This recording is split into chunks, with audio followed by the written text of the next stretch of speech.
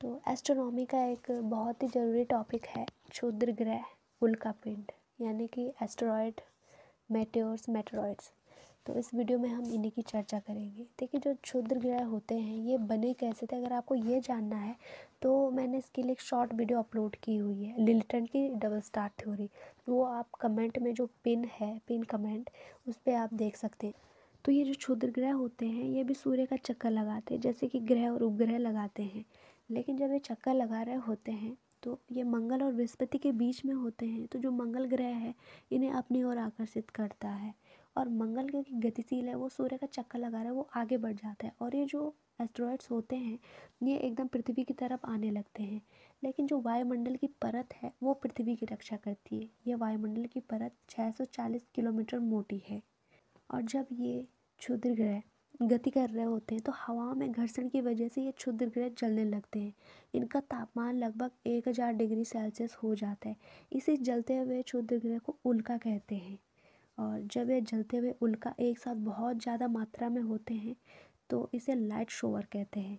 और यदि एक कोई उल्का गिर रहा है, वो चमक गया, तो ऐसा लगता है कि कोई तारा टूट के गिर रहा है, लेकिन असल में वो क्या होता है, वो उल्का होता है। और इसी को टूटा हुआ तारा या स्टनिंग स्टार भी कहते हैं। और जब कोई उल्का बिना जले ही पृथ्वी पर गिर जाता है तो उसका एक पत्थर जैसा अवशेष मिलता है। उस अवशेष को कहते हैं उल्कापिंड। ये जो क्षुद्र ग्रह होते हैं या फिर जो उल्का होते हैं, अगर ये उस दिशा में आ रहे हैं जिस दिशा में पृथ्वी घूमती है तो इन्हें उल्का या मेटेओर्स कहते हैं। और अगर ये पृथ्वी के घूर्णन की विपरीत दिशा से आ रहे हैं तो इन्हें बोलाइट कहा जाता है। उल्का 72 किलोमीटर प्रति सेकंड की रफ्तार से पृथ्वी की तरफ आते हैं, और जो बोलाइट्स होते हैं वो 12 किलोमीटर प्रति सेकंड की रफ्तार से आते हैं। ज़्यादा चमकीले बोलाइट्स होते हैं क्योंकि विपरीत घर्षण की वजह से ये चमकने लगते हैं। जब उल्का पृथ्वी पर गिरता है तो उल्का पिंड कहलाता है, और इनके गिरने की वजह से पृथ्वी पर गड्ढा बन जाता है जिसे कि क्रेटर कहते हैं। ऐसे ही एक गड्ढा महाराष्ट्र के लोनार में है।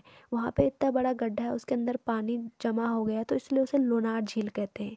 वो एक क्रेटर झील है। कुछ जो उल्का पिंड है वो चांद पर भी गिरते हैं, वहाँ गड्ढे बन जाते हैं। जिन गड्ढों के अंदर सूर्य का प्रकाश नहीं जा पाता इसलिए वहाँ काला दिखाई देता है, इसलिए तो कहते हैं चांद पे दाग है। वो असल में दाग नहीं, वो गड्ढे हैं जिनके अंदर सूर्य का प्रकाश नहीं पहुँच पाया है। तो ये थी एक छोटी सी जानकारी क्षुद्र ग्रह के बारे में।